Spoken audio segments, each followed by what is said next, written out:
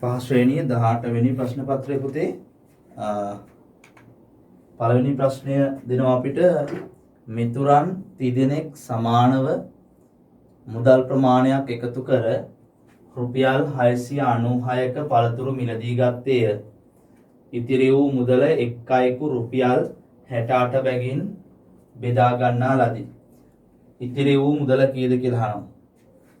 යාළුවෝ තුන්දෙනෙක් සල්ලි එකතු කරගෙන සමාන ප්‍රමාණ වලින් සල්ලි එකතු කරලා රුපියල් 696ක පළතුරු අරගෙන ඊට පස්සේ ඒ පළතුරු ගත්තට පස්සේ ඉතුරු වෙන මුදල රුපියල් 68 බැගින් බෙදා ගන්නා ලදී. තුන්දෙනාත් එක්ක 68 ගානේ බෙදාගෙන. එහෙනම් ඉතුරුනේ පළතුරු අරගෙන ඉතුරු වෙච්ච මුදල අහන්නේ. රුපියල් 68 ගානේ තුන්දෙනා බෙදාගත්තා නම් රුපියල් 68 ගානේ තුන්දෙනා බෙදාගත්තා නම් අනිවාර්යයෙන්ම 68 ඒවා තුනක් ඉතුරු වෙලා තියෙනවනේ පළතුරු ගත්තට පස්සේ. අපි ඒක හොයාගමු ගුණ කරලා 3 වරක් 8 24න් 4යි ඉතුරුයි දෙකක් 3 වරක් 6 18යි 18යි 2යි 20යි. රුපියල් 204ක් ඉතුරු වෙලා තියෙනවා. එහෙනම් ඉතුරු වූ මුදල රුපියල් 204යි.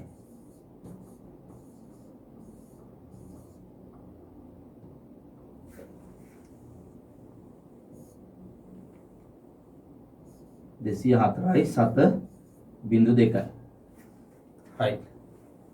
ඊළඟ ප්‍රශ්නෙත් අපෙන් ඒකෙන්ම යහන්නේ ඒකමයි විස්තරය පුතේ.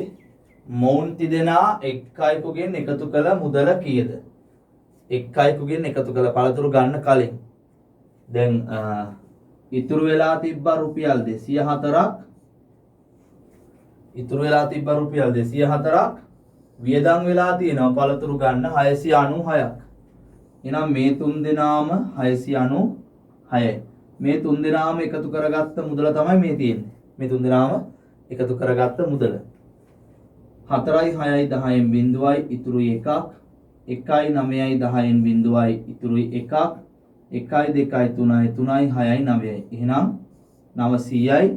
මොවුන් තිදෙනා එක් අයෙකුගෙන් එකතු කළ මුදල රුපියල් 900යි.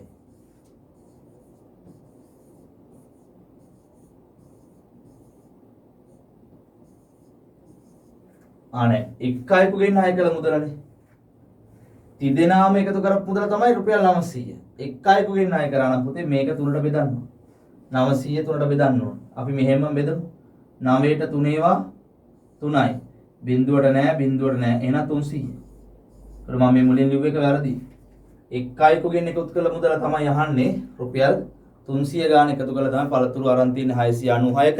එතකොට ඉතුරු වෙලා තියෙනවා රුපියල් 204ක්. එහෙම තමයි සම්පූර්ණ කතාව යන්නේ. ඊළඟට අංක 3 PQR ලෙස සවි කර ඇති සීනු තුනකින් P සීනුව මිනිත්තු 10කට වරක්ද Q සීනුව මිනිත්තු 6කට වරක්ද R සීනුව මිනිත්තු 15කට වරක්ද නාද වේ. සීනු තුනම පෙරවරු 7ට නාද වූයේ නම් නැවත සීනු තුනම එකවර නාද වන වේලාව කීයද? සීනු තුන තියෙන පුතේ P කියලා එකයි, Q කියලා සීනුවයි, R කියලා සීනුවයි. P සීනුව මිනිත්තු 10න් 10ට නාද වෙනවා. Q සීනුව මිනිත්තු 6න් 6ට නාද වෙනවා. R සීනුව මිනිත්තු 15න් 15ට මෙතන Q නෙමෙයි 6නේ දාන්න ඕනේ. මිනිත්තු 6න් 6ට නාද වෙනවා. right. එහෙනම් මේ තුන් දෙනාම පෙරවරු 7ට නාද වුණේ නම් නැවත මේ තුන් දෙනාම එකවර නාද වෙන වෙලාවක් එනවා. එහෙම එන්නේ පුතේ මේ 10 6 15 කියන ඉලක්කම් වලට අපි කියනවා පොදුවේ ගුණාකාර. පොදු ගුණාකාරයක් අපි හොයා ගන්න ඕනේ. අපිට වචනෙන් තේරුම් නැතුනට මේක කරනකොට තේරෙනවා. P කියන සීනුව මිනිත්තු 10න් 10ට නාද වෙන්නේ. 10න් 10 ලිමු 10 20 30 40 50 60 ඔය වගේ මිනිත්තු 10න් 10ට නාද වෙනවා. මෙයා මිනිත්තු 6න් 6ට 6 12 18 මම 6 වරක් චක්‍රය ලියන්නේ 24 30 36 තව ලියනවා ලියන්න පුළුවන්. නමුත් අපිට අපි බලමු ලියලා මෙතනදී පොදු ගුණාකාරයක් මුලින් ලැබෙනවද කියලා. මෙතන 15 තියෙනවා 15යි 15යි 30යි 30යි 15යි 45යි 45යි 15යි 60යි right ඔය විදිහට යනවා. බලන්න පුතේ මේ තුන් දෙනාටම පොදු ඉලක්කමක් තියෙනවද කියලා. මෙන්න මට නම් හම්බුණා පොදු ඉලක්කමක් 30 ඉලක්ක මෙතනක් තියෙනවා මෙතනක් තියෙනවා ආයි 30 මෙතනක් තියෙනවා. ඔන්න P කියන සීනුවත් මිනිත්තු 30ේදී 30 වන මිනිත්තුවේදී නාද වෙනවා. Q කියන සීනුවත් 30 වන මිනිත්තුවේදී නාද වෙනවා. R කියන සීනුවත් 30 වන මිනිත්තුවේදී නාද වෙනවා. එහෙනම් පුතේ සීනු තුනම පෙරවරු 7ට නාද වූයේ නම් නැවත සීනු තුනම එකවර නාද වෙනවා. තව මිනිත්තු කීයකින්ද? මිනිත්තු 30කින්. එහෙනම් උත්තරේ ලියන්න ඕනේ පෙරවරු 7යි 30. ආයි මේ තුන් දෙනා මිනිත්තු 30කින් නාද වෙනවා. ඒකේ තේරුම තමයි පුතේ මේ තුන් දෙනා මිනිත්තු 30න් 30ට එකවර නාද වෙනවා. වෙන වෙනමත් නාද වෙනවා. එකවර නාද වෙන වෙලාවකුත් තියෙනවා. මිනිත්තු 30න් 30ට මේ තුන් දෙනා එකවර නාද වෙනවා. ඊළඟට ඒකෙන්ම මේ විස්තරය ඒකම තමයි පුතේ මෙතන ප්‍රශ්න විතරයි වෙනස්. පෙරවරු 7 සිට පෙරවරු 8 වන විට Q සීනුව කීවරක් නාද වේද? Q සීනුව නාද වෙන්නේ 7ට නාද වෙනවා. ඊළඟට ආයි Q සීනුව නාද වෙන්නේ පුතේ මිනිත්තු 6කට වරක්නේ. Q සීනුව නාද වෙන්නේ මිනිත්තු 6කට වරක්. 7ට නාද වෙනවා. 7යි 6ට මම මෙහෙම දාන්නම් තිතක් එක්ක 6 දානවා. 7යි 6ට නාද වෙනවා. ආයි 7යි 12ට නාද වෙනවා. මිනිත්තු 6න් 6ට යන්නේ. 7ට 7යි 6ට 7යි 12ට 7යි 18ට නාද වෙනවා. ඊළඟට ආයි 7යි 24ට නාද වෙනවා. තා මිනිත්තු 6ක් ගියාම 7යි 30ට නාද වෙනවා. 7යි 36ට නාද වෙනවා.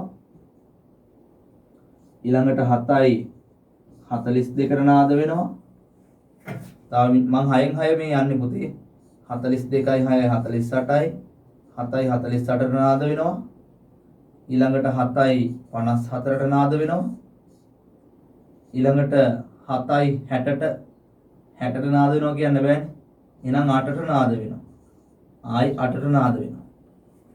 මෙතන 7ට නාද වෙන්න පටන් ගත්තා. 7ට පටන් ගත්තා 8 වෙනකන් නාද වෙනවා. කොච්චරක් නාද වෙනවද බලන්න. 1යි 2යි 3යි 4යි 5යි 6යි 7යි 8යි 9යි 10යි 11යි. එහෙනම් කීවරක් නාද වේද? 11 වාරයක් නාද වෙනවා. 11 වාරයක් නාද වෙනවා. right නැත්නම් සමහර වෙලාවට ඕගොල්ලෝ ගන්න පුළුවන් පුතේ 7 ඉඳලා 8 වෙනකම් මිනිත්තු 60යි. මිනිත්තු 6න් 6ට නාද වෙනවා නම් 66න් බෙදෙනවා. 66න් බෙදුවම 10යි එන්නේ. එතකොට මෙන්න මේ මුලින් නාද වෙන අවස්ථාව මග ඇරෙනවා. මග ඇරිලා ඊටු ටික විතරයි එන්නේ. ඒ නිසා පළමුව නාද වෙන අවස්ථාවත් මෙතනදී ගන්න වෙනවා. ඒක නිසා තමයි 11ක් එන්නේ. ඊළඟට පස්වෙනි ප්‍රශ්නේ. ශ්‍රී ලංකාවේ වේලාව පස්වරු 3 වන විට එංගලන්තයේ වේලාව පෙරවරු 8 වේ. මේ අකුර ඕනේ. ශ්‍රී ලංකාවේ වේලාව පස්වරු 3 වන විට එංගලන්තයේ වේලාව පෙරවරු 8 වේ. බලන්න වෙනස කොච්චරද කියලා. ලංකාවේ හවස 3යි එංගලන්තයේ උදේ 8යි. එංගලන්තයේ අපේ අතර වෙනස බලමු. අපි උදේ 8 ඉඳලා බලමුකෝ එංගලන්තයේ වේලාවේ ඉඳලා 8 ඉඳලා 9 10 11 12 1 2 3 පැය 7යි. ශ්‍රී ලංකාවේ සහ එංගලන්තයේ වේලාව අතර වෙනස පැය 7යි. මතක තියාගන්න. එතකොට එංගලන්තයේ උදේ වෙනකොට අපේ හවස. ඒ කියන්නේ අපේ වෙලාව තමයි කලින් යන්නේ. අපේ වෙලාව වේගෙන් යනවා. කලින් යනවා වේගෙන් යනවා නෙමෙයි. අපේ වෙලාව ඔක්කොම එකට යන්නේ. අපේ වෙලාව ඒගොල්ලන්ට වඩා වැඩි. ඒගොල්ලෝ තාම උදේ අපි හවස. පස්වරු 4:30ට එංගලන්තයේ බලා ශ්‍රී ලංකාවෙන් පිටත් වූ ගුවන් යානයක්. කියන්නේ 4:30ට ලංකාවෙන් පිටත් වෙන්නේ. ලංකාවෙන් පිටත් වූ ගුවන් යානයක් පැය 5ක ගමනකින් පසු එංගලන්තයට ළඟා විය. එවිට එංගලන්තයේ වේලාව කීයද? පස්වරු 4:30ට එංගලන්තය බලා ශ්‍රී ලංකාවෙන් පිටත් වූ ගුවන් යානයක්. 4:30ට එංගලන්තය බලා යන්නේ. එහෙනම් පැය 5ක් යනවනේ ගමනට. අපි මුලින්ම බලමු. පැය 5ක් කියන්නේ කොච්චරද කියලා. පස්වරු 4:30ට යනවා නම් 5:30 කියන්නේ පැයයි. 6:30, 7:30, 8:30, 9:30. එහෙනම් ගමන යනවා 9:30 වෙනකොට ගමන යනවා. එංගලන්තයට යනවා. පස්වරු 9:30. පස්වරු 4:30ට පටන් ගත්තාම පැය 5ක් ගියාම පස්වරු 9:30. මේ තියෙන මොන වෙලාවද? මේ තියෙන ලංකා වෙලාව. ලංකා වෙලාව වෙන්නේ ලංකාවෙන් පිටත් වෙන්නේ එංගලන්තය බලා. එහෙනම් එංගලන්තයට යනකොට මේගොල්ලෝ එංගලන්තයට යනකොට ලංකා වෙලාව 9:30යි. එංගලන්තේ වෙලාව කීයද කියලා හොයන්න පැය 7ක් මොකද කරන්න ඕනේ? පැය 7ක් නේ වෙනස තිබ්බේ. පැය 7ක් ආපස්සට එන්න ඕනේ. ලංකා වෙලාව වැඩිපුර යනවනේ. එංගලන්තේ අඩුවෙන් පෙන්නන. එහෙනම් ආපස්සට එන්න ඕනේ පැය 7ක් අඩු කරන්න ඕනේ.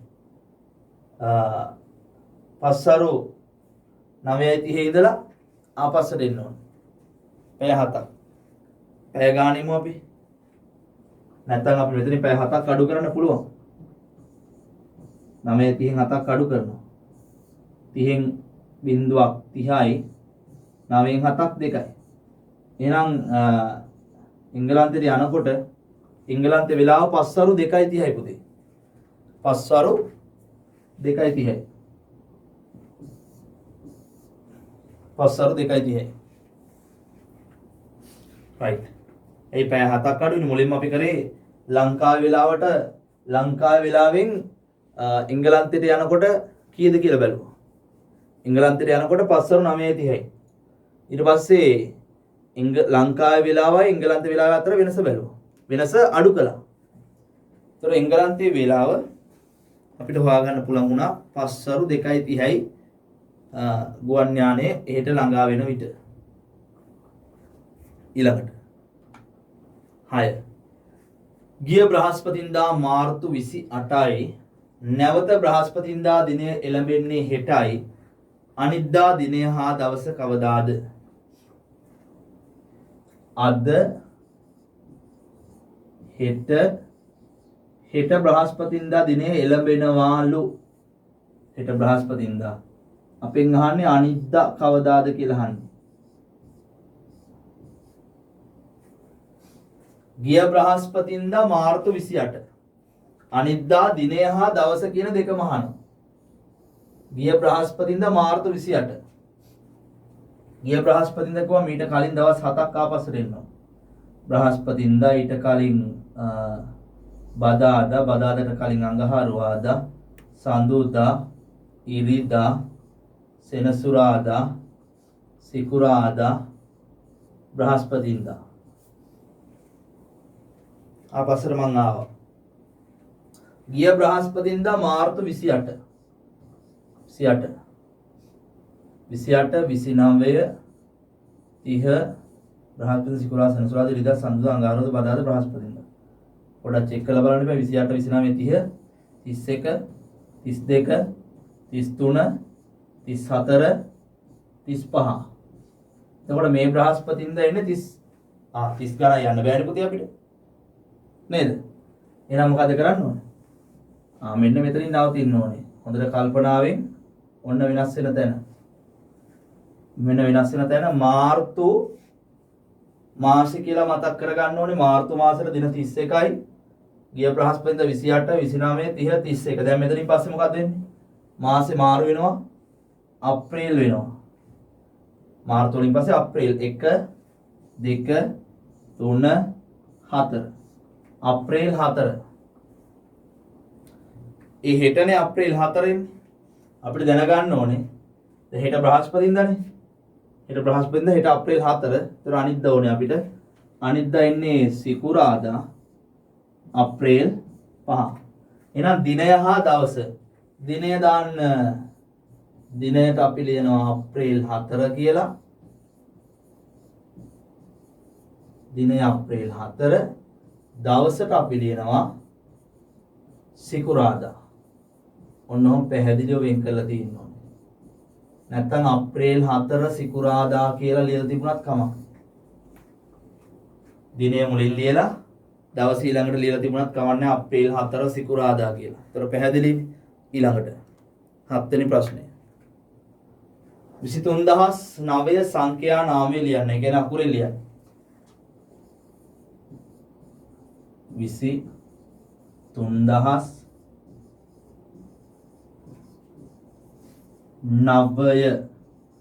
23009 8වෙනි ප්‍රශ්නය. පහත දී ඇති සංඛ්‍යාවට දෙකක් එකතු කර දෙකෙන් ගුණ කළ විට ලැබෙන සංඛ්‍යාව රෝම සංඛ්‍යාවෙන් ලියන්න. මේ තියෙන 9 මෙයාට දෙකක් එකතු කර 9 2යි 11යි. එයා දෙකෙන් ගුණ කර 11 දෙකෙන් ගුණ කළාම 11 සරත් 2 22යි. ඒක රෝම සංඛ්‍යාවෙන් ලියනලු 22 ලියනකොට 10 20 2 x x i i 10යි 20යි 2යි. x කියන්නේ 10යිනේ 10ව 2ක් 20යි 1ව 2ක් දානවා i අකුරු 2ක් එතකොට 22යි. ඊළඟට 9 වෙනි ප්‍රශ්නය. එකක් රුපියල් 8යි 750 බැගින් කෙසෙල් ගෙඩි 5ක්ද රුපියල් 15යි 750 බැගින් අඹ ගෙඩි 4ක්ද එකක් රුපියල් 50 බැගින් ඇපල් ගෙඩි 4ක්ද මිලදී ගැනීමට මාලක ගෙවිය යුතු මුදල කීයද? right එකින් එක බලමු. රුපියල් 8යි 50 බැගින් කෙසෙල් ගෙඩි 5යි 8යි 50ව 5ක් ගුණ කරන්න ඕන.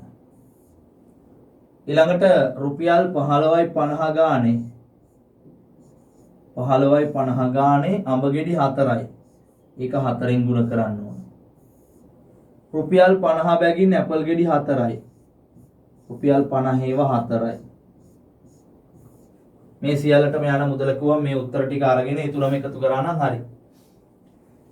5 බිංදුව බිංදුවයි 5 5 25න් 5යි ඉතුරුයි 2ක් 5 8 40යි 40යි 2යි 42යි 4250 නෙමෙයි මෙතෙන්ට එනවා 7 7 වලට ඉලක්කම් දෙකක් අයින් කරනවා 42යි 750යි. ඊළඟට පුතේ 4 වරක් බිංදුව බිංදුවයි 4 වරක් 5 20න් බිංදුවයි ඉතුරුයි 2ක් 4 වරක් 5 20යි 20යි 2යි 22න් 2යි ඉතුරුයි 2ක් 4 වරක් 1 4යි 4යි 2යි 6යි. එහෙනම් මෙතෙන්ටත් 7 තිත තියෙනවා. මෙතන 7 ඕනේ නැහැ නේද? 4 වරක් බිංදුව බිංදුවයි 4 වරක් 5 20යි 200යි. මේ ඔක්කොම ටික එකතු කරනවා. 42යි 750යි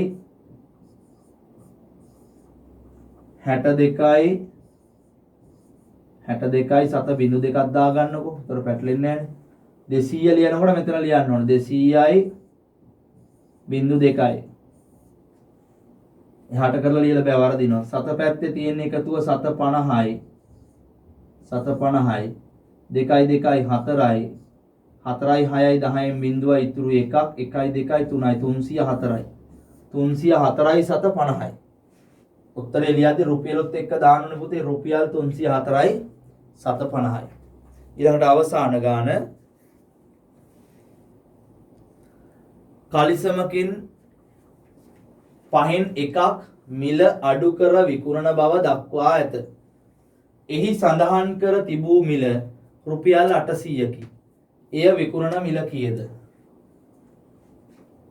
800යි තමයි ගහලා තියෙන කලිසමේ. පහෙන් එකක් අඩු කරනවලු. එහෙනම් මොකද කරන්න ඕනේ? අපිට අක් ගාලා 800 පහෙන් බෙදලා එක කොටසක් බලනවා කොච්චරක් අඩු වෙනවද කියලා බලනවා ගානනේ. කලිසමෙන් කොච්චරක් අඩු වෙනවද? 8ට 5ව 1යි 5 සරක් 1 5යි ඉතුරුයි 3ක් බිංදුව එනවා පල්ලෙහාට 30ට 5ව 6යි 5 සරක් 6 30යි 30න් 30ක් අඩු කරාම බිංදුවයි මේ බිංදුව එනවා පල්ලෙහාට බිංදුවට 5ව බිංදුවයි 5 සරක් බිංදුව බිංදුවයි බිංදුවෙන් බිංදුවක් බිංදුව 800 පහෙන් බෙදුවම 160යි කොටස් පහකට බෙදුවම ඒ කියන්නේ රුපියල් 800ක් වෙන කලිසමෙන් එක කොටසක් අඩු වෙනවා පහෙන් පංගුවක් අඩු වෙනවා ඒ කියන්නේ රුපියල් 160ක් අඩු වෙනවා බිංදුවෙන් බිංදුවක් බිංදුවයි 10න් 6ක් 4යි. දැන් මෙතන 7 තියෙන්නේ. 7න් එකක් 6යි. ඒ කියන්නේ අපිට කලිසම මිලදී ගන්න පුළුවන් නැත්නම් කලිසම විකුණලා මිල වෙන්නේ රුපියල් 640යි. සතත් එක්ක ලියන්න ඕන පුතේ උත්තරේ. right. අපි කතා කළේ 18 වෙනි ප්‍රශ්න පත්‍රය. හෙට දවසේ අපේ ප්‍රශ්න පත්‍ර අංක 19